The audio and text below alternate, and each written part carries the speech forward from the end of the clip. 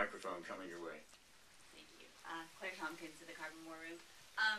So yeah, an amazing film. So thank you. One quick question, a science question. That's actually also a question about the film. The first science question is just, of course, the science is continuing and it's going to proceed over the next few years. So just for sort of those of us who are a little bit more of a lay audience, what are the things that we're map out the next several years in terms of things that we should be, now that we're aware of the issue and very actively engaged, what should we be looking for in terms of the landmarks, the things that we're trying to understand, the things that we might see change over the next few years, so that we can kind of keep up with what's going on? Yeah, Tony, do you want to answer that? There are three things we think. First of all, we need to have more measurements in the ocean as a function of depth and time and location around the ocean. So in these regions of the ocean that I talked about a little bit in the film, they're upwelling regions, say off the coast of California, Northern California, Oregon, or Port Lincoln in Australia.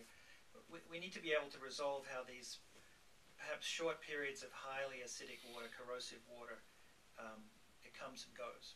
So there is quite a bit more knowledge we need to pick up. The good thing about that is we can now do that robotically.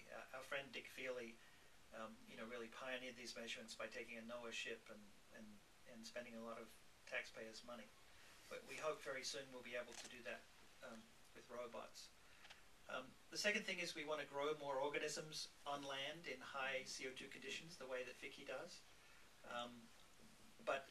And we dream of a kind of a communal facility where we control the water chemistry very precisely, not just the acidity, but the dissolved oxygen and all the other variables that Andrew's an expert in. And we think the right way to do that is just to pick one of the labs in the world and have a lot of water so anyone can grow their organisms there. And then the third thing we would like to do is connect the modeling. We have, thanks to people like Andrew, we have very good models of ocean chemistry, but they don't take us all the way to fish. And at the other end, we have fisheries models that fisheries managers around the world use, but they don't connect with ocean chemistry. So we think the science is at a place where we could actually build a model that faithfully represents the ocean, and then that gives us a little look into the future. So I think those are three landmarks that, if you saw announcements along those lines, we would think that we're making steady progress. Okay. I think the field, excuse me, is going to just take off. From the experimental point of view, we are now standardizing the methods that we use. So previously, up until now, one laboratory would use one method, another laboratory would use another, and it was very hard to compare results, such as the study that Brad mentioned. But now we've all come together internationally and are going to publish a guide to best practices in ocean acidification research. So this is going to help tremendously, and we'll be able to compare the results in different places at different times and across different organisms. We're, just to add to this, I guess, there's a very big question in understanding how ocean acidification will affect people in the tropics. And one of the things that coral reefs do is they protect coastlines from wave energy. And so one of the questions we're trying to answer in the next 5 years is how long does a reef last when you've not got any corals on it anymore? So when you've lost the calcifiers, does it take 500 years for that reef to disappear? Or does it take 20 years?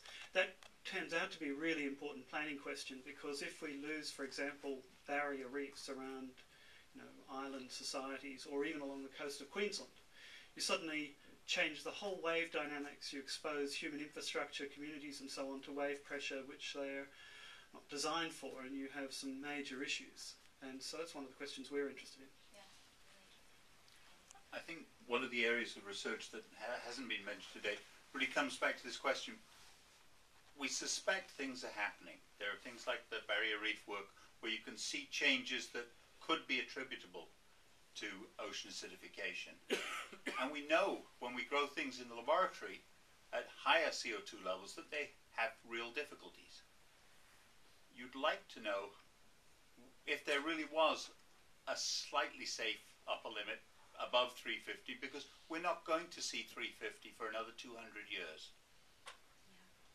And so there's work to try and look at molecular biological techniques to look and see whether you can gauge stress in organisms and their ability to partially adjust to cope with this stress. And I think that over the next few years, work in that area will also move forward, allowing us perhaps to look at natural populations and say, yes, they are stressed in the way that makes sense with them being stressed due to ocean acidification. You can see this by looking at their biochemistry and molecular biology. Okay, that makes perfect sense. Yeah, and my next question might be a little shorter, maybe, in the sense that Kathmandu is wonderful. What are the plans to distribute the film and get a wider audience and to allow, say, more schools to see the film and so forth? The film has aired on national television in the United States 5 times so far. The film is translated into Spanish. It's been at film festivals in Brazil and has played on television in other parts of the Spanish-speaking world. We do have an international distributor, Films Transit. We've just been asked to translate the film into Indonesian. And we have just been asked if the film could be submitted to a group in China for screening at 8 major universities there. Obviously, we're delighted. We also have an educational distributor, and currently we've been doing screenings at universities in the United States as well as high schools. But I would say the screenings that Barbara and I, correct me, Barbara, have probably enjoyed the most is to 5th, 6th, and 7th graders. It is extraordinary. First of all, they know what's going on. Secondly, they see themselves as part of the generation that's going to commit themselves to fixing our craziness. And 3, the ideas they have and their ability to jump on the internet and find out things in preparation for meeting with us it's really inspiring and hopeful, and it really has been a treat for us. So Barbara, I think, wants to add to that. I love the kids too, but we do need to be able to get out there and influence as many people as possible who can actually affect policy now. So as much as we love the kids, and we do love getting it to the kids, any assistance that we can get to distribute it as broadly as possible, we would welcome that assistance.